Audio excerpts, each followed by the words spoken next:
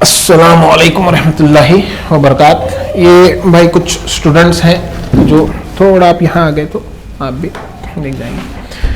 ये कुछ सवालात करना चाह रहे हैं तो हमने सोचा कि इसको रिकॉर्ड कर लिया जाए ताकि और भी कुछ लोग उसको देख सकें। जी तो उर्दू के जो हम ऑप्शनल या जी लिखना चाहते हैं जी तो उसमें तैयारी तो हो रही है, मगर उर्दू के आंसर राइटिंग जी उर्दू लैंग्वेज में आंसर राइटिंग किस तरह होनी चाहिए वो समझ में नहीं आ रहा है। अच्छा थोड़ा उसके मुताबिक बता दें।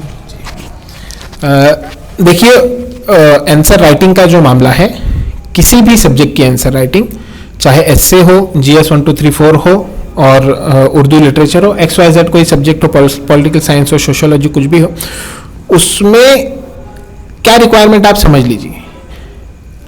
उन्होंने कुछ सवाल किया, आपको उसका जवाब देना है। उनके दिमाग में एक जवाब है। किसके दिमाग में? यूपीएससी के दिमाग में एक जवाब है या एक खाका है कि इसका ये जवाब दिए तो हम मार्क्स दे देते, इस तरीके से दिए तो हम मार्क्स दे देते।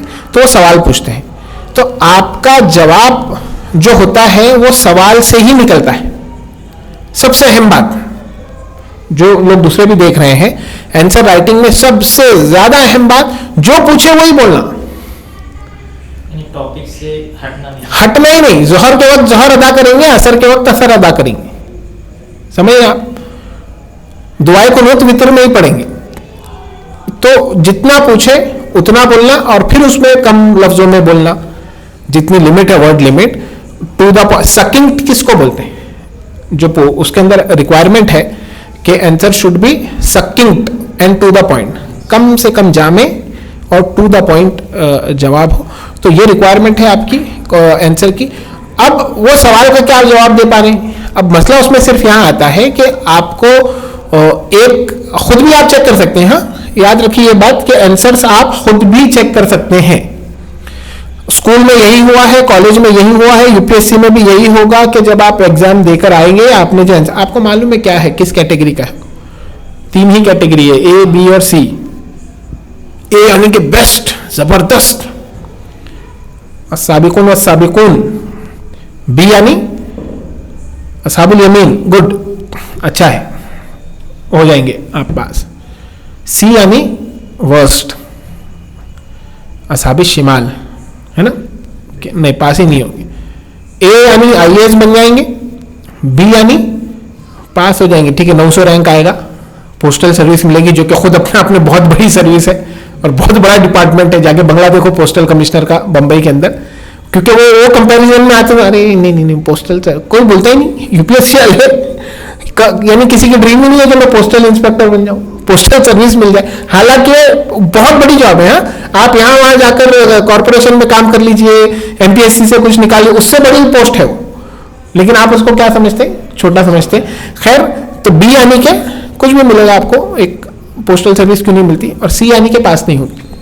आप खुद चेक कर सकते हैं। तो बस उसको देखना है कि ये सवाल जो पूछा है उसका हम जवाब दें, या फिर किसी से चेक करवा लीजिए। चेक करवाने वाले में 2 खासियत होना जरूरी है। जैसे आप चेक करवा रहे हैं, वो मैं हूं या कोई और भी है, कि तो उसमें 2 खासियत होना। एक तो उसको समझना, उसको वो चेक करने की सलाहियत होना, कैपेसिटी, कैपेबिलिटी। दूसरा, वो मुखलिस होना। क्या होना? मुखलिस होना, उसने ईमानदारी से चेक करके देना, उसमें आपके साथ कुछ वो नहीं करना। तो ये 2 चीज़ है। तो उर्दू का भी यही मामला है। आप प्रीवियस पेपर देखिए, असल आपका नज़र प्रीवियस पेपर पे होनी चाहिए। हम लोग इंशाल्लाह हुआ मुझसे तो मैं कुछ एक सीरीज शुरू करूंगा जिसमें मैं क्वेश्चंस पर डिस्कशन करूंगा, प्रीवियस ईयर के क्वेश्चंस के ऊपर डिस्कस करूंगा कि उसके आंसर्स किस तरह लिखेंगे। इससे थोड़ा सा मैं हटकर बात, आपको पूरा ब्रॉड पिक्चर लीजिए ना, यूपीएससी का पूरा ब्रॉड। आप आंसर राइटिंग क्यों कर रहे हैं? आपको यूपीएससी क्लियर करना है। आप प्रीलिम्स का क्यों पढ़ रहे हैं? आपको यूपीएससी क्लियर करना है। आप इंटरव्यू क्यों दे रहे हैं? आपको यूपीएससी क्लियर करना है। तो क्या मैं आपको बताऊं कि इस ताल्लुक से कुछ चीजें बताऊं आपको कि वो किस किस्म का ऑफिसर चाहते हैं? आप सब यूपीएससी क्लियर करना चाहते हैं कुछ गोल्स के लिए, कुछ ऑब्जेक्टिव्स हैं आपके, वो ऑब्जेक्टिव क्लियर रखिए। UPSC is a medium. क्या है? मीडियम समझते हैं, जरिया। पैसा मकसद नहीं होता। पैसा क्या है? जरिया है। आपको भूख लगी आप खाना खाते हैं, आपको कपड़े पहनने आप कपड़े खरीदते हैं, वो पैसों से मिलते हैं। डायरेक्टली आपको दावत आ जाए और कोई आके कपड़े आपको लाके गिफ्ट कर दे, आपका मकसद पूरा हुआ है नहीं? हो गया ना? आपको भूख लगी थी, खाना मिला आपको, तो यूपीएससी एक जरिया है। आप पहले मकसद जिंदगी का तय कीजिए, जिंदगी ये क्यों है, इसका क्या मकसद है। तो यूपीएससी के लिए दे दिया आपने टाइम, 2 साल दीजिए, 5 साल दीजिए, 10 साल दीजिए, वो हर बंदे का डिपेंड करता। कोई 6 महीने में छोड़ देगा, 1 साल में छोड़ देगा, वो जाने। कोई 10 साल उसमें डालेगा, उसके बाद वो कुछ होगा, वो जाने। तो आप लेकिन मकसद तय कीजिए, वो मकसद के तहत आपको क्या करना है, काम करना है। अपनी सलाहियत पहचानिए।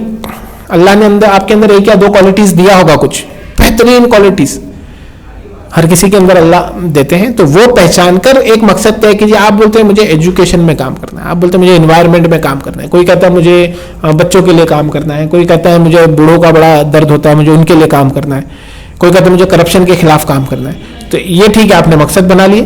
अब आप क्या कीजिए, वो मकसद आपका यूपीएससी के थ्रू भी पूरा होता है और बिना यूपीएससी के भी होता है। तो अब यूपीएससी बराबर सेट हुआ आपके गोल के अंदर, और आपका जो मकसद है वो आखिरत से कनेक्ट होना चाहिए। मुस्लिम स्टूडेंट्स के लिए खास करके, और जो भी दूसरे भी स्टूडेंट्स हैं, वो लोग भी जो है, वो आपका अपनी जिंदगी का क्या मकसद है? बस यही खाना पीना मर जाना खत्म हो जाना है क्या? ये तो नहीं होता है। आगे की क्या चीज है, मरने के बाद क्या है, आप उसको खोजने की कोशिश कीजिए। ये सवाल जो है, खैर, तो वो जब फिट हो जाता है कि भाई ये मैं जो कर रहा हूं, जिंदगी का मकसद है वो आखिरत से कनेक्ट हुआ, अब उसके लिए मैं क्या कर रहा हूं, यूपीएससी कर रहा हूं। यूपीएससी के अंदर आप कलेक्टर बनते हैं, आगे जा जाके उसमें आईएएस बनने के बाद आप कैबिनेट सेक्रेटरी बनते हैं, आप आईपीएस ऑफिसर बनते हैं, डिप्टी डीवाईएसपी बनते हैं, आप एसीपी बनते हैं, डीवाईएसपी बनते हैं। अलग अलग सिस्टम से हमारे पास इंडिया के अंदर, तो एसीपी या डीवाईएसपी वगैरह बनते हैं। इसमें हाईएस्ट लेवल डीजीपी का आता है, डायरेक्टर जनरल ऑफ पुलिस, पूरे स्टेट का जो हेड होता है पुलिस का। आईआरटीएस ऑफिसर बनते हैं आप, जनरल मैनेजर बन जाते हैं रेलवे के। इंडियन रेलवे का जो रेलवे बोर्ड होता है उसके अंदर जाके टॉप मोस्ट पोजीशन पे, तो उनको लोग कैसे चाहिए वो समझिए। ये जो लोग हैं जो चाहिए किसको, यूपीएससी को। यूपीएससी कैसे लोगों को देखने की कोशिश कर रहा हो, काम करने वाले लोग होना उसको। यूपीएससी के अंदर याद रखिए इंटेलिजेंट एडिशनल बेनिफिट है। इंटेलिजेंट बंदा एडिशनल क्वालिटी है आपकी। इंटेलिजेंस जिसको बोलते हैं वो एडिशनल क्वालिटी है, वो है तो सोने पे सुहागा है। असल क्वालिटी जो वो देख रहे हो वो क्या है, मेहनती बंदा। क्या चाहिए इनको, मेहनत करने वाला एक उनको बंदा चाहिए जो कि ठीक ठाक मेहनत कर लेता है और उसको चीजों के बारे में बेसिक कुछ चीजें मालूम है। इकोनॉमी के बारे में बुनियादी चीज मालूम है, ज्योग्राफी के बारे में बुनियादी चीज मालूम है, पॉलिटिकल साइंस पॉलिटी के बारे में मालूम है, कॉन्स्टिट्यूशन समझता है वो, और बेसिक साइंस एंड टेक के बारे में कुछ वो समझता है। हमारी हिस्ट्री मालूम है हम कहां पर है। क्योंकि कलेक्टर बनेंगे तो आप क्या करेंगे, कलेक्टर आप जब बनेंगे एक डिस्ट्रिक्ट आपको दे दिया जाएगा, जलजला आ गया और वो साइंटिस्ट के साथ आप बैठे हैं, जलजला आया हुआ है, सब वो हुआ है, तो आप वो साइंटिस्ट थोड़ी तो टेक्निकल बात करनी पड़ेगी ना जब ऐसा कुछ हुआ। अब आपको समझ ही नहीं रहा, कहीं पर आपको ईस्टर्न डिस्ट्रिक्ट में आप हैं, उड़ीसा में है, वेस्ट बंगाल में, वहां पर आपको साइक्लोन आ गया, ट्रॉपिकल साइक्लोन आ गया। अब वो ट्रॉपिकल साइक्लोन ही आप चकरा जा रहे हैं, अरे क्या बोल रहे हो, कुछ समझ ही नहीं रहा। तो आपको ये सब पढ़ाया क्यों जा रहा है, आपके पढ़ने का मकसद समझिए, समझ गए, खाली उसको मत कीजिए आप, क्योंकि अब आपको संभालना है ना, आपको कुर्सी पर बैठकर डिस्ट्रिक्ट संभालना है, तो संभालने की जो बेसिक रिक्वायरमेंट है कि चीजें मालूम तो हो, उस एंगल से पढ़िए आप, उस एंगल से आप पढ़िए। तो उनको ऐसे लोग चाहिए जिनको क्या मालूम है, बुनियादी चीजें मालूम है, तो समझने के लिए पढ़िए। अब आप सिर्फ नोटिफिकेशन तो चलता ही नहीं है वैसे भी, और अधूरी समझ भी नहीं चलती है। हर इंसान हमेशा स्टूडेंट होता है, मरते दम तक स्टूडेंट होता है। मुझे नहीं लगता कि किसी को पूरी हकीकत मालूम भी पड़ती होगी। वो मरते दम तक क्या होता है, स्टूडेंट होता है। ये मत समझिए कि आईएएस ऑफिसर, आईपीएस ऑफिसर और बड़े बढ़िया हम या आप या कोई भी चीज सब मालूम पड़ गया, सब सिर्फ अल्लाह को मालूम है। तो आप हमेशा कोशिश क्या कर रहे हैं, समझने की कोशिश कर रहे हैं, यार ये इकोनॉमी में चल रहा क्या मसला है, ये पोवर्टी कैसे खत्म की जाए। मिलेनियम डेवलपमेंट गोल हमने रख लिए, भूखमरी खत्म करना है, और कॉन्फ्रेंस हो रही, ये हो रहा, वो हो रहा, सब हो रहा, लेकिन सवाल तो है ना कि 100 साल से क्यों नहीं खत्म हो रही। वो इंदिरा गांधी भी गरीबी हटाओ बोलती थी, नेहरू भी गरीबी हटाओ बोलते थे, वो राजीव गांधी भी वही बोल के गए, मनमोहन सिंह ने भी वही कहा, नरेंद्र मोदी भी वो कह रहे हैं गरीबी खत्म क्यों नहीं हो रही। आपको सवाल करने की जरूरत है कि नहीं। तो खैर एक खुला दिमाग रखिए और चीजों को उस एंगल से पढ़िए कि हम क्यों कर रहे हैं। हम समझना चाहते हैं, क्या समझना चाहते हैं? History, geography, political science, economy के पूरा एक हाथी है ये। हिस्ट्री एक पैर है, ज्योग्राफी दूसरा पैर है, पॉलिटिकल साइंस तीसरा पैर है और ज्योग्राफी चौथा पैर। इनको सबको जुड़ाकर देखना पड़ेगा, तो जाकर क्या होगा, आपका चीजें आपको समझ में आएगी। और सबका इंटरकनेक्शन है। आपको इकोनॉमिक्स नहीं मालूम, आपको पॉलिटिकल साइंस नहीं मालूम, आपको ज्योग्राफी नहीं मालूम, हिस्ट्री की अंडरस्टैंडिंग अधूरी आती। फिर उसमें साइकोलॉजी भी आ जाती है। क्या आ जाती है उसमें? उसमें साइकोलॉजी भी आ जाती है, कौमों की साइकोलॉजी, मुल्कों की साइकोलॉजी, हाकिमों की साइकोलॉजी, इंसानों की साइकोलॉजी। तो ये सारी चीजें क्या है, एकदम इंटरकनेक्टेड है। तो आप उस एंगल से हर चीज की क्या कीजिए, और खास करके क्योंकि यूपीएससी के अंदर सिलेबस पे टिकना होता है, तो उस पर कोशिश कीजिए कि सिलेबस के अंदर जो बातें हैं वो, और फिर उसमें आपका है इंटरव्यू। सबसे पहला स्टेप क्या है? इंटरव्यू में कौन सी पर्सनैलिटी चाहिए, वहां आपको नौकरशाह कहा जाता है। क्या कहा जाता है? नौकरशाही कहते हैं ना इसे। एक पिक्चर है, नाम नहीं याद आ रहा मुझे, नाना पाटेकर है उसके अंदर, नाना पाटेकर है उसके अंदर, वो नेता होते हैं नाना पाटेकर। आईपीएस थप्पड़ मार देते, वो शायद थप्पड़ मार देते हैं आईपीएस को। आपके जो मरहूम शहाबुद्दीन साहब, राजनीति उनका ये रहा, यानी कि उनका कैरेक्टर उन्होंने किया है। राजनीति नाम है इसका। राजनीति नाम है? नहीं, कुछ और है उसका नाम, राजनीति तो नहीं है। तो वो क्या होता है, सीन उसका कुछ ऐसा है कि ये ना किसी को अगवा करके, अपहरण नाम है मूवी का, तो वो अगवा करके किसी को नाना पाटेकर लेके जा रहे होते हैं। तो नाकाबंदी लगी होती है, वहां पे ऑफिसर होता है, आईपीएस होता है या जो भी होता है वो। तो अब इन्होंने पीछे डिक्की में उसको छुपा कर रखा हुआ है और ये नाकाबंदी से क्रॉस करना है। तो वो जो भी उनका अल्टरकेशन होता है वो उसको मार देते हैं, कर देते हैं। बाद में वहां पे कौन आता है, पुलिस कमिश्नर आता है या डीजीपी। डीजीपी साहब समझाइए इन्हें, क्या डायलॉग मारते हो? डीजीपी साहब समझाइए इन्हें, ये जनता के नौकर हैं और हम सेवक। तो आप मास्टर भी होते हैं, लेकिन कैसा हो जाता है कि जो नेता वहां पर बैठता है, असल हक किसको है डेमोक्रेसी में? असल हक डिसीजन लेने का किसको? आपने क्या कहा? डेमोक्रेसी, लोगों की हुकूमत। लोगों की हुकूमत का तरीका हिंदुस्तान ने यह इख्तियार किया कि first past the post system के जरिए से क्या कर रहे हैं, वोटिंग इलेक्ट कर रहे हैं। वो इलेक्ट करके आप एमएलए एमपीज को इलेक्ट करते हैं, वो असेंबलीज में जाते हैं, पार्लियामेंट में जाते हैं। वो सारे पार्लियामेंट के अंदर एमपीज जो मेजॉरिटी लोग हैं, वो किसी एक बंदे को बोलते हैं प्राइम मिनिस्टर, वो प्राइम मिनिस्टर बन जाता है, उसकी काउंसिल ऑफ मिनिस्टर बन जाती है। अब ये लोग हो गए कौन? एग्जीक्यूटिव, पॉलिटिकल एग्जीक्यूटिव जिन्हें कहते हैं। आप पॉलिटी के अंदर आप पढ़ते होंगे, परमानेंट एग्जीक्यूटिव आप लोग होते हैं। आईएएस, आईपीएस, आईआरएस, आईआरटीएस, ये सारे कौन होते हैं? परमानेंट एग्जीक्यूटिव होते हैं। इनके ऊपर निगरानी कौन कर रहा है?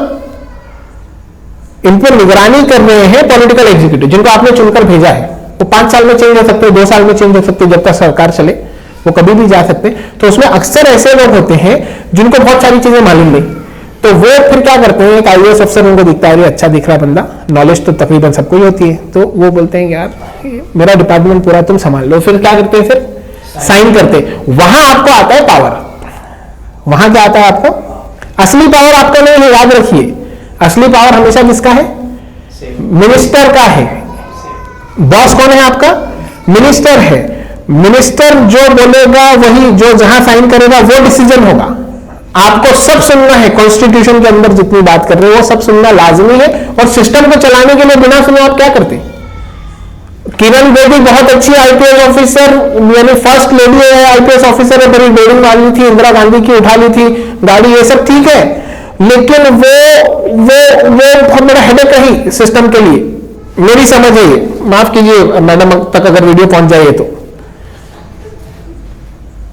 ऐसे लोग, जो लोग, आपको सुनना पड़ेगा ना, यस करना पड़ेगा ना। आप कमांड दे रहे हैं, सिस्टम है ना, आप कंप्यूटर को कमांड दे रहे हैं, कंट्रोल डिलीट, नहीं करूंगा डिलीट, चलता है सिस्टम। तो ये पूरा निजाम जो बना है, प्राइम मिनिस्टर है, कई ऑफिसर्स है, ऊपर से जो ऑर्डर आ रहा है आपको यस ही करना पड़ता। हक क्या है? कॉन्स्टिट्यूशन के हिसाब से, कानून के हिसाब से अगर आपको ऑर्डर आ रहा है तो आप क्या करें? उसको यस करें। हक असल में ये है। और आप नहीं करते तो आप क्या होते हैं? आप बागी होते हैं। आप सिस्टम को क्या कर रहे हैं? आप सिस्टम को खराब कर रहे हैं। तो वो हमारे एक दोस्त हैं, आईपीएस हैं, तो जब नए नए बने हो तो एसपी थे एक जगह, तो हमने उनसे पूछा कि यार ये कुछ प्रेशर व्रेशर होता है? यानी फर्स्ट हैंड मीडिया में, यूट्यूब पे, इस पे तो हम लोग सुनते रहते थे, लेकिन फर्स्ट हैंड किसी से ये पूछना कि असली बताओ कि असली में क्या होता है, प्रेशर व्रेशर होता है या नहीं होता? तो और ये नेता लोग कुछ परेशान करते नहीं करते? तो उन्होंने कहा, बोले कि वो तुम्हारा बॉस है। वो क्या है? वो हमारा बॉस है और हमको उसकी सुनना है। बस यही है कि कुछ गलत काम बोल रहा है तो मत सुनिए। गलत भी बोलते हैं, गलत एक्स्ट्रा कॉन्स्टिट्यूशनल लॉ के खिलाफ में या लॉ से बाहर हटके बहुत सारी चीजें बोली जाती है आपको, लेकिन आप नहीं सुनते तो आपको साइड पोस्टिंग दे देते हैं, आपको भेज देगा कोने कापचे में, किधर महाराष्ट्र में जो नहीं सुनता उसको गढ़चिरौली भेजते हैं, चंद्रपुर भेज देते हैं, नक्सलों से डराते हैं। हालांकि मैंने सुना कि बड़ा अच्छा इलाका है और ऐसा ये जो यानी कुछ कुछ कभी इंसिडेंट होते होंगे तो होते होंगे, वरना ऐसा इतना यानी जो दूर से डर लगता है असल में नहीं है। वहां पर कुछ लोग सर्विस दे के आए हैं, एक कौन से इनामुल हक साहब हैं, कौन से एक साहब हैं, पालघर के रहे हो, एसपी थे या कुछ थे, वो लोग वहां जाकर आए। तो खैर, तो बात कहां से चली? वो कौन होना, इंटरव्यू में कौन होना? उनको पर्सनैलिटी में देखना चाहिए कि ट्रेनेबल है, क्या है, ये सुनने वाला है। लेकिन अपने को तो ग्लोरी किसके अंदर दिख रही है? अपने को ग्लोरी दिख रही हो किरण बेदी, अशोक खेमका, चीफ मिनिस्टर की नहीं सुनते हम।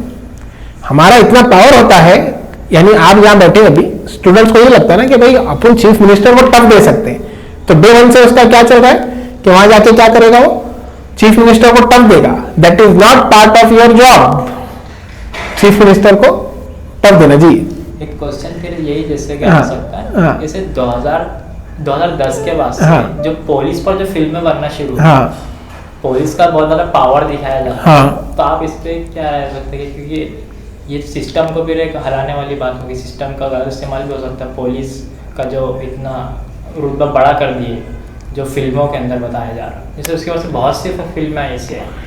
भैया ये जब लड़कों का जो मसला है ना, लड़कों का अक्सर लड़कों का, आईपीएस बनना चाहते हो? आईपीएस बनना चाहते हो? आईएएस, आईपीएस, हाँ, तो वो हम लोग भी वही थे। यानी कि हमने, हमारे दौर में आई थी फिल्म सरफरोश। कौन सी फिल्म आई थी? आपने आमिर खान का डायलॉग सुना ही होगा। अक्सर लोग ने, जो भी यूपीएससी का प्रिपरेशन करता है उसने आमिर खान का डायलॉग सुना ही होगा, आईएएस बन के चैन की जिंदगी गुजार सकता था मैंने आईपीएस चुना देश की, किसके लिए? देश की सेवा के लिए। सुनने के लिए बड़ा अच्छा लगता है। सफीर करीम नाम के एक शख्स हैं जो आईपीएस ऑफिसर, उनका रैंक अच्छा आया था, आईएएस मिल सकता था, केरला के हैं, तो उन्होंने चूज किया आईपीएस। वांटेड पिक्चर आई थी एक सलमान खान की, तो उसके अंदर जो बताया गया, वो घोड़ा चला रहे हैं और वो लोग खेल रहे हैं और शूटिंग की प्रैक्टिस कर रहे हैं, तो हमारे लोग मतलब होता तो ये ना अपने दिमाग में चलती पिक्चर, तो वो सलमान तो हट जाते हैं वहां से, हम लोग बैठ जाते हैं उसके ऊपर और हम लोग वो सारा करते। तो सफीर करीम साहब, मेरा गुमान है, वांटेड पिक्चर साउथ से इंपोर्ट की गई थी, वहां की ओरिजिनल पिक्चर वहां की थी, तो हो सकता है उन्होंने भी पिक्चर देखे हो, और जब से उनके दिमाग में क्या बसा हुआ है, सब ग्लोरी लगती है। क्या लगती है? लेकिन बनने के बाद मालूम पड़ता है असली पावर किसके पास है? असली पावर आईएएस के पास है। और हकीकत अगर आपको मालूम पड़ेगी तो असली पावर आईएएस के पास भी नहीं। असली पावर, आप भाई नौकरशाह हैं ना, यही तो बात है। असल आपका कौन है? बॉस है यार, पावर है उसके अंदर, लेकिन जो किस्म का पावर आप समझते हो ना, वो नहीं है। फाइनल डिसीजन कौन लेगा? प्राइम मिनिस्टर लेगा, मिनिस्टर लेगा, वो सारे लेंगे। खैर, तो ये आईपीएस वाला जो मामला चल रहा है, तो भाई थोड़ा सा मालूम कर लो, कोई लोगों से मिल लो या सुन लो, या मेरी सुन लो कम से कम, कि असली अगर आप यूपीएससी के अंदर देखेंगे तो आईपीएस से ज्यादा पावर किसके पास है? आईएएस के पास कंपैरेटिवली ज्यादा पावर है। फिर आईएएस भी अपने आप में एब्सोल्युटली पावरफुल नहीं है, उसका पावर किसके पास जाता है? अच्छा, मिनिस्टर खुद, कल चीफ मिनिस्टर कोई रहता है, कल नहीं रहता, आज रहता, कल नहीं रहता, तो फिर वो आ जाता है कहां पर? जनता पर। फिर जनता के दिमागों को कौन कंट्रोल कर रहा है? कोई है क्या पावर जो जनता के दिमागों को कंट्रोल कर रहा है? तो बोले अल्लाह ताला के दो उंगलियों के बीच में इंसानों के क्या है, दिल है। तो असल में हुकूमत वो किसकी है, वो अल्लाह ताला की। खैर, तो आईपीएस का ना ये बड़ा ग्लोरीफाई हो रहा है, और उससे आप क्या बोले कि ये सिस्टम के लिए नुकसान देंगे। हाँ, जैसे फिल्म जो ऐसी बनना शुरू हुई, नहीं, उससे कुछ भी नहीं हो रहा है, बस ये थोड़ा ग्लोरीफाई हो जा रहा है। ग्राउंड सिचुएशन थोड़ी चेंज होती है, ग्राउंड सिचुएशन बहुत ज्यादा उससे फिल्मों का असर होता है, लेकिन ये सिर्फ ग्लोरीफाई हो रहा है और लोग बेवकूफी कर रहे हैं। आईएएस मिलने के बाद क्या कर रहे हैं, आईपीएस ले रहे हैं। सफीर करीम साहब ने किया और फिर बाद में उनको मालूम पड़ा यार गलती हो गई, तो फिर गए जाकर क्या कर दिए, फिर वापस से एग्जाम दी। मतलब सुनो, सोचो, आप पास हो गए, आईएएस बन सकते थे, लेकिन आमिर खान बने और क्या लिए, देश की सेवा के लिए आईपीएस लिए। अब आईपीएस बनने के बाद दिमाग की बत्तियां खुल रही कि मुझे तो कलेक्टर से ही सब पूछना पड़ेगा। असली बॉस कौन है, असली बॉस कलेक्टर है आपका, तो उसी से सब पूछ के करना है, तो क्यों ना फिर कलेक्टर ही बन जाया जाए। ये तो अपन ने फिर जाके उन्होंने कॉपी कर ली और पकड़े गए, मालूम आपको, सस्पेंड हुए, क्या हुआ वो सब खैर नहीं मालूम। तो आईपीएस का मामला ये है। बात हमारी कहां चल रही थी, उनको बंदा होना जो काम करे सिस्टम में, रिबेल नहीं चाहिए उनको, रंगे बसंती नहीं होना उनको। इसीलिए बेचारे कनन गोपीनाथन, सिस्टम से जिसको मसला है ना, सिस्टम से जिसको मसला है, तो वो रंगे बसंती का डालो, हम सिस्टम के अंदर जाके सिस्टम को चेंज करेंगे। कितने सिस्टम भाई आपने चेंज कर लिए अंदर जाकर। आप सबसे बड़ा सिस्टम जो है आपका घर है, नहीं, सबसे ज्यादा पावर आपका किसी सिस्टम में चलता तो इसके ऊपर है।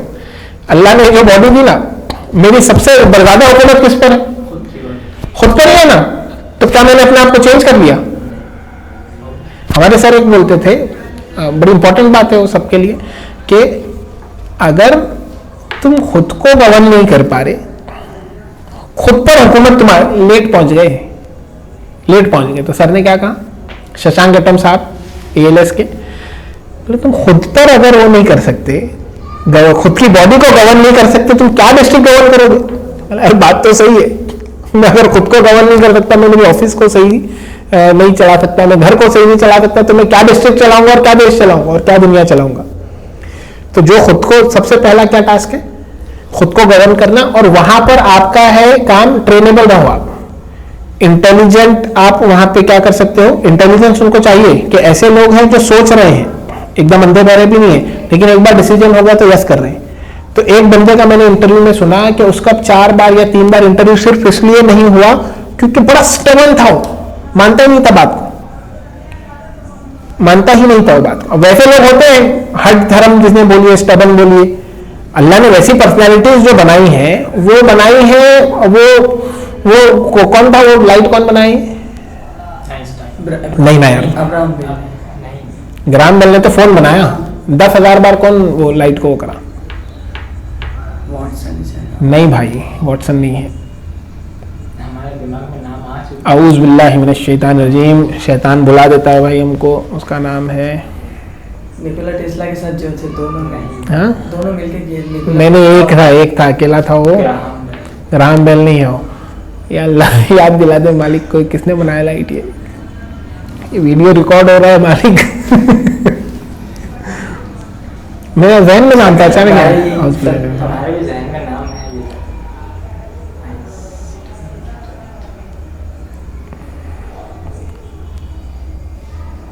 इसने वीडियो कट कर दिया। वीडियो कट नहीं करने वाला हूँ, ये बोल रहे वीडियो कट कर लेना। खैर, जिसने भी बनाया था 10,000 बार, नाम से ज्यादा इंपॉर्टेंट क्या है, उसकी मेहनत, कोशिश।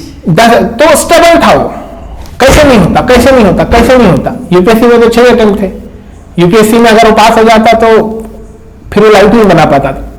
वैसी जो पर्सनैलिटी है, या नहीं भी पास होता तो 10,000 बार क्या किया उसने, कोशिश किया और फिर क्या बना लिया, लाइट बना लिया। तो वहां पे यस वाले लोग चाहिए। इंटरव्यू में जो खासियत चाहिए कि भाई उनको ठीक ठाक कुछ मालूम हो और वो कैसे हो, ट्रेनेबल हो।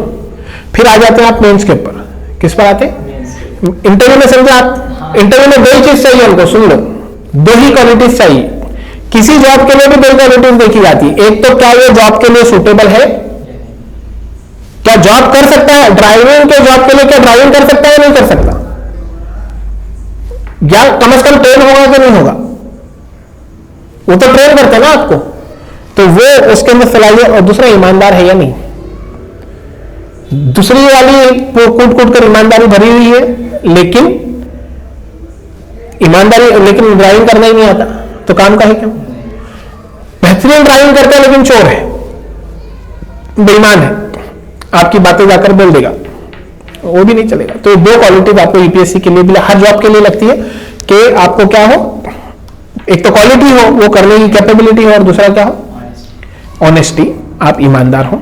तो अब यहां से आगे अपन मेंस पर, एक स्टीफन कोवे करके ऑथर है, वो बोलता है begin with the and in the mind, कि जो एंड पे जाना है ना आपको, वहां से शुरू करो। तो अपन लोग एकदम असली एंड से शुरू करें, आखिरत से शुरू करें, उसको लाए कहां पर, अपने गोल के ऊपर। अपने गोल का एक जरिया यूपीएससी, यूपीएससी के अंदर इंटरव्यू में ये दो क्वालिटीज चाहिए। अब ये सुनते से ही आप थोड़ा चेंज होने की, मुझे लगता है कि सब लोगों की थोड़ी खुल रही होगी दिमाग, कि यार अपन तो एक अलग सोच रहे थे कि वहां जाएंगे, धूम करेंगे, इसकी नहीं सुनेंगे, उसकी नहीं, नहीं आपको सुनना है वहां पर। और फिर आगे आप मेंस में क्या देख रहे हो, मेंस के जो क्वेश्चन है उसमें बस आपकी नॉलेज टेस्ट की जा रही है कि ये बंदे को आता है नहीं आता। यूपीएससी का जॉब, आईपीएस ऑफिसर बंदूक लेके भागता नहीं फिरता हुआ, हवलदार और पीएसआई का जॉब है। कभी कभी जाता है फील्ड पर IPS officer, IAS officer field पर कभी जाता है पूरा, लेकिन उसका जो गुजरता है वो किसमें, फाइलों में गुजरता है, पूरा दिन किसमें गुजरता है। और शुरू में जब तक कलेक्टर रहे, उसके बाद जैसे ही आप मंत्रालय पहुंच गए, स्टेट लेवल पर आप कहां पहुंचते हैं, मंत्रालय पहुंच गए, पार्लियामेंट, बस आपके पास क्या है, फाइलें हैं। तो ये मत सोचो कि बस अब खत्म हो जाएगा, बस ये 2 साल 3 साल 4 साल यूपीएससी पढ़ लिए, फिर ये बुकों से निजात मिल जाएगी और वहां जाकर क्या करेंगे, बेहतरीन फील्ड के ऊपर काम करेंगे। फील्ड में ज्यादा जॉब नहीं है, तो आपको पढ़ना आना चाहिए ना, हर सब्जेक्ट का पढ़ना आना चाहिए। इसी देश को चलाना चाह रहे हैं ना, तो आपको हर चीज के बारे में मालूम, फिर हर चीज यानी कि जो सिलेबस का पार्ट है। तो वहां पर जो जो सवाल आपके सामने आ जाते हैं, वो वाटर इशू आ सकता है, वो किसानों का इशू आ सकता है, वो इकोनॉमी का इशू आ सकता है, वो आपके पास कहीं पर जमीन का इशू आ सकता है, सॉइल इरोजन का इशू आ सकता है। जो जो इशू आपको आ रहे हैं, तो उसके बारे में बेसिक मालूमात आपको हो। आपको एक्सपर्ट्स होते हैं, गवर्नमेंट एक्सपर्ट्स को हायर करती है, लेकिन वो एक्सपर्ट से बात करने को मुझे समझ में तो आए। मतलब अगर किसी से खाने का शेफ है, आपको यही नहीं मालूम कि, मिसाल समझिए आप, आपको यही नहीं मालूम कि हल्दी क्या होती है, आपको नमक ही नहीं मालूम, आपको मिर्ची नहीं मालूम, आपको तलना किसे बोलते वो नहीं मालूम, मैरिनेट करना किसे बोलते वो नहीं मालूम, आपको तेल नहीं मालूम, तो क्या वो खाने का एक्सपर्ट आपसे बात कर पाएगा? वो बोलेगा देखिए नमक इतना लगता है। नहीं, नमक क्या होता है? बोले यार मैं कैसे बात करूं इससे, समझ रहे आप? तो जलजला आया, एक्सपर्ट्स बैठे हुए हैं, आप कलेक्टर हैं, आपकी उनसे बात चल रही है। अब वो जलजले पे जब बात करेगा, फोकस इधर था, एपिसेंटर इधर था, पी वेव ये है और एस वेव है, तो आप उसको समझ पाओगे, अप्रिशिएट। उसमें भी डाउट आएगा आपको, क्योंकि ही इज द एक्सपर्ट, वहां भी डाउट आएगा आपको, लेकिन फिर वहां क्या करेंगे आप, उससे क्वेश्चन करेंगे तो आप समझ पाएंगे, समझ रहे आप? तो हर चीज के बारे में आपको, अच्छा ये यूपीएससी को कैसे मालूम पड़ेगा, क्या आप जानते हैं? आंसर राइटिंग के अंदर मालूम पड़ेगा। किसके अंदर मालूम पड़ेगा? आंसर राइटिंग के अंदर मालूम पड़ेगा। और जितना सवाल पूछा उतना जवाब दे दो, जितना सवाल पूछा उतना क्या दे दो, जवाब दे दो। ले लूं क्या यार मैं, यहाँ कुछ क्वेश्चंस हैं, 1-2 क्वेश्चन बता दूं आपको। बिस्मिल्लाहिर्रहमानिर्रहीम।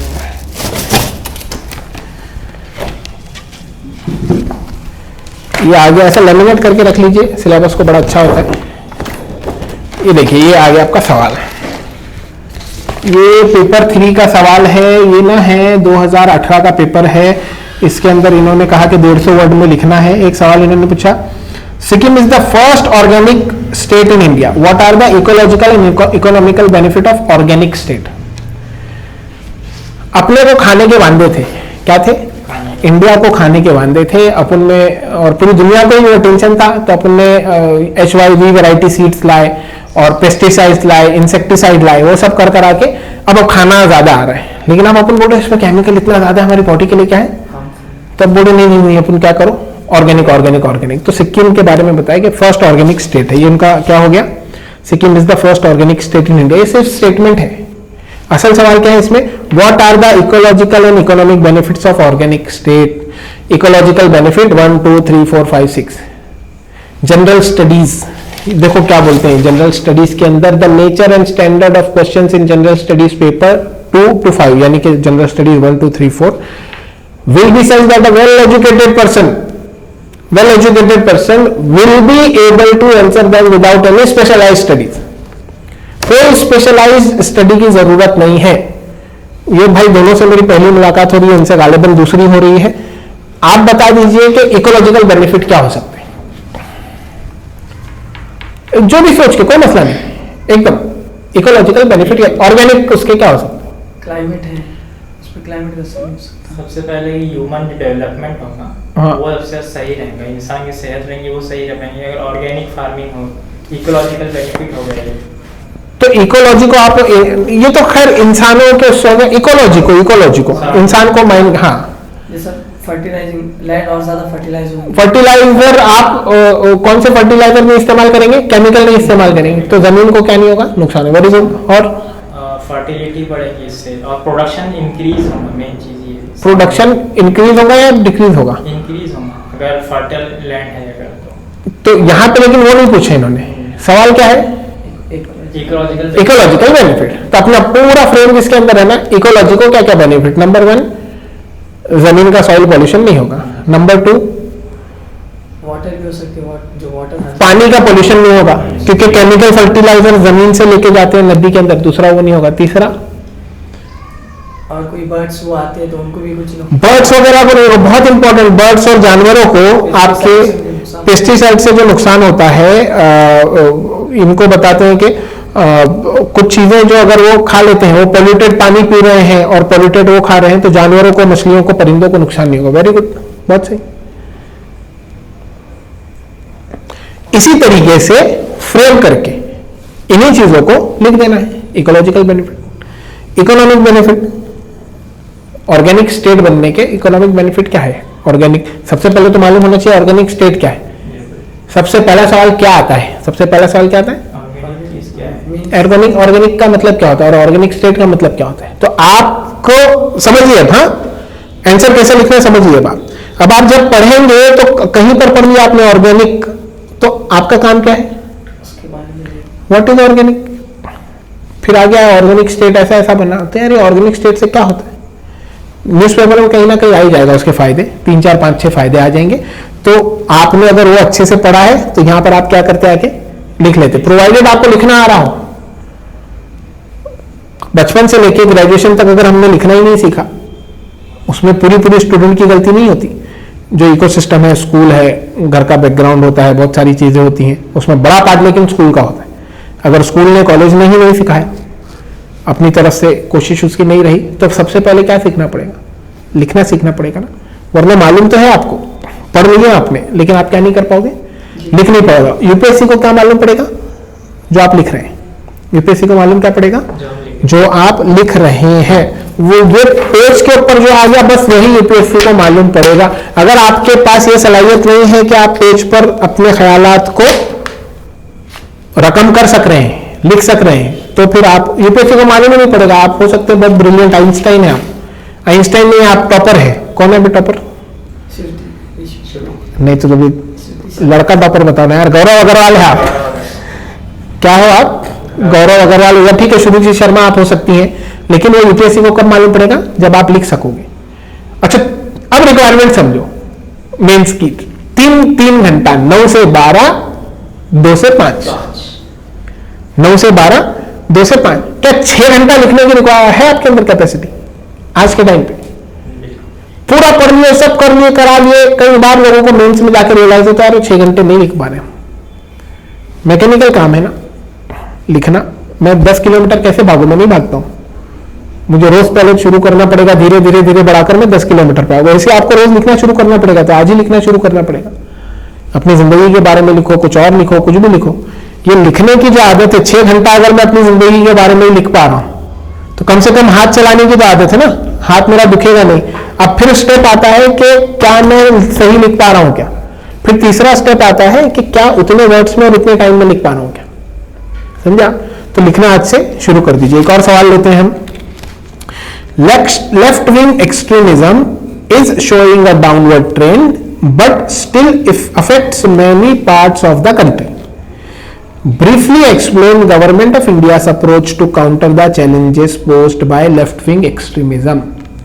तो पहला वाला सिर्फ सेंटेंस है, यहां पर क्या है, एक स्टेटमेंट है, सेंटेंस तो दूसरा भी है, स्टेटमेंट है, क्या है, एक उन्होंने वो कर दिया कि left wing extremism is showing downward trend, कि कम हो रहा है, but still affects many parts of the country. लेकिन अभी भी बहुत जगह क्या है, इफेक्ट्स हैं, उस पर कुछ भी नहीं लिखना है अपने को, उतने पार्ट पे कुछ भी नहीं लिखना है। गवर्नमेंट ऑफ इंडिया का अप्रोच मतलब वो घर पे मैं कभी कभी वाइफ को मैं बोलता हूँ कि कुछ बोल देता हूँ, जैसे यानी मैं सिर्फ तबसरा करता हूँ, क्या करता हूँ, ये तबसरा ही है ना कि भाई लेफ्ट विंग एक्सट्रीमिज्म कम हो रहा है, लेकिन अभी भी कई जगह क्या करता है, वो इफेक्ट करता है। तो कभी कभी मैं तबसरा कर देता हूँ कि यानी कि खाने के बारे में, इसके उसके बारे में, तो उसको लगता है कि मुझे बोल रहे हैं, उसको क्या लगता है, और वो उसके रिएक्शन में कुछ जवाब देने लगे, नहीं ऐसा हुआ था, फिर ऐसा हुआ था। मैं बोला यार मैंने कहाँ बोला कुछ, मैं तो कुछ बोल ही नहीं रहा हूँ ना, मैं खाली इस पर तबसरा करना चाह रहा हूँ कि ऐसा ऐसा मौसम ठंडा है। अब उसके ऊपर रिएक्शन के नहीं नहीं नहीं वो क्या हो गया कि सूरज इधर चला गया साउथ में, वो भाई क्यों टेंशन ले रहे हो, मैंने सिर्फ क्या किया। तो वैसे यूपीएससी सिर्फ क्या करता है, तबसरा करता है। असली सवाल क्या है, गवर्नमेंट ऑफ इंडिया का अप्रोच बताइए, लेफ्ट विंग एक्सट्रीमिज्म को कैसे कम करना है, आप बताइए कैसे कम करेंगे। सबसे पहले तो अपन उसको सिलेबस में देख लेते हैं। पेपर 3, पेपर 4 आता है यूपीएससी में, पेपर 4 आता है लेकिन जीएस 3 आता है। उसके अंदर नीचे आ गया linkages between development and spread of extremism. Syllabus से के पॉइंट से ही इसका जवाब निकल रहा है कि linkages between development, linkages between development and spread of extremism. भाई हथियार क्यों उठाना पड़ रहा है किसी को, कोई बंदूक क्यों उठा रहा है, उनकी नेसेसिटीज है वही पूरी नहीं हुई। आपके दिल्ली में नहीं उठा रहे लोग, बंबई में नहीं उठा रहे लोग, तमिलनाडु में कुछ कुछ जगह है लेफ्ट विंग एक्सट्रीमिज्म वो, लेकिन फिर वही इलाका है जहां पर बहुत ज्यादा गरीबी है। आप खूब खा रहे हैं, बेहतरीन खा रहे हैं, आपका पड़ोसी भूखा है, यही हो रहा है ना कि महाराष्ट्र तो बहुत प्रॉस्परस स्टेट है, लेकिन उसका एक पार्ट चंद्रपुर, गढ़चिरौली, यहां पर खाने के वांदे लोगों, यहां पर क्या है। तो असल मसला क्या है बंदूक उठाने का, कि डेवलपमेंट नहीं है। तो यही गवर्नमेंट ऑफ इंडिया का क्या है अप्रोच है कि क्या करो, डेवलपमेंट करो। तो ये बेसिक सवाल है। अब ये आपको मालूम है, आप कब भी न्यूज़पेपर पढ़ते हैं, ये कोई बहुत ऐसा सवाल है क्या कि आपको समझ नहीं आएगा। बेसिक रीड करना आता है, बेसिक न्यूज़पेपर पढ़ रहे, कभी ना कभी ये चीज आ जाती है। बस आपको क्या आना चाहिए, लिखना आना चाहिए, और उतने टाइम में लिखना आना चाहिए, समझा। तो हम लोग थे कहां पर, इंटरव्यू पर। इंटरव्यू से हम आए मेंस के ऊपर। मेंस के रिक्वायरमेंट समझ रहे हैं आप, सिंपल सिंपल सवाल रहते हैं, उसको बस आपको लिखना आ जाए और अपना दिमाग लगा के भी लिख सकते हैं आप। आंसर हमारे सर कहा करते थे, शशांक गौतम साहब भी कहा करते थे, answer flows out of the question. Answer should and answer must and answer flows out of the question. वो तो खुद तो निकलता है and it should and it must flow out of the, जो सवाल है उसी में से आना चाहिए। तो स्टेटमेंट अलग होता है, सवाल अलग होता है। एक ले लेते हैं लास्ट क्वेश्चन, फिर बढ़ते हैं आगे।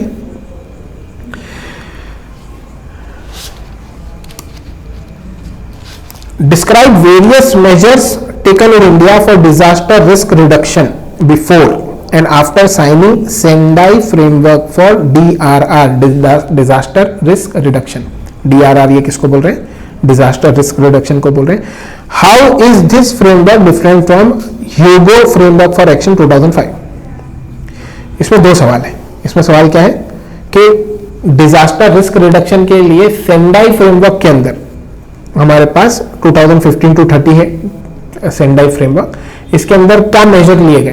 तो न्यूज में चलता रहता है सेंडाई फ्रेमवर्क, आ जाता है कि भाई डिजास्टर को रिस्क रिडक्शन, कि डिजास्टर का रिस्क कम हो जाए, जलजले का, साइक्लोन का, और आप बोलेंगे फ्लड का, और XYZ कोई अलग अलग डिजास्टर की कैटेगरी में जो भी आता है वो सारों का रिस्क कैसे कम हो जाए, उसके लिए क्या बोल रहा है सेंडाई फ्रेमवर्क। तो आपके दिमाग में वो चीज होती है, आप अगर गौर से उसको पढ़ते हैं पेपर को तो आपको समझ में आता है, और आप क्या करते हैं बेसिक पॉइंट उसके अंदर लिख देते हैं। 15 मार्क्स का क्वेश्चन है, 250 वर्ड्स का है, ये लिमिट के अंदर आपको रहना है। और दूसरा है कि ये पुराने वाले से कैसे अलग है। भैया सिंपल है, आप एक फोन इस्तेमाल कर रहे हैं, आईफोन 13 आप पहले इस्तेमाल कर रहे हैं, तब आईफोन 14 आ गया। तो आईफोन में डूबे हुए ना, आपको उसका कैमरा मालूम है, आपको उसका फंक्शनिंग मालूम है, चिप कौन सी है वो मालूम है, सब मालूम है। आप बोलते देखो पुराना ये था, अभी इसमें ये फर्क है। वैसा ही सिंपल है। इससे पहले डिजास्टर रिस्क रिडक्शन के लिए कुछ काम किया जाता था, वो काम या वो मेजर्स और अभी में क्या फर्क है, तो ये समझेगा कब, जब उसमें थोड़ा सा डूबे हुए नहीं गए उसको। ये क्योंकि अपन यूज करते हैं खुद, इसके लिए समझ रहा है ना। तो आप अभी से उस मोड में आ जाइए कि आपको हुकूमत करनी है। किस मोड में आइए, हुकूमत आपको संभालनी है। वो संभालने के लिए आपको अच्छा यानी कि वो है ना कि खंजर चले किसी पे तो तड़पते हैं हम अमीर, वो है ना, खंजर चले किसी पे तो तड़पते हैं हम अमीर, सारे जहां का दर्द हमारे जिगर में है।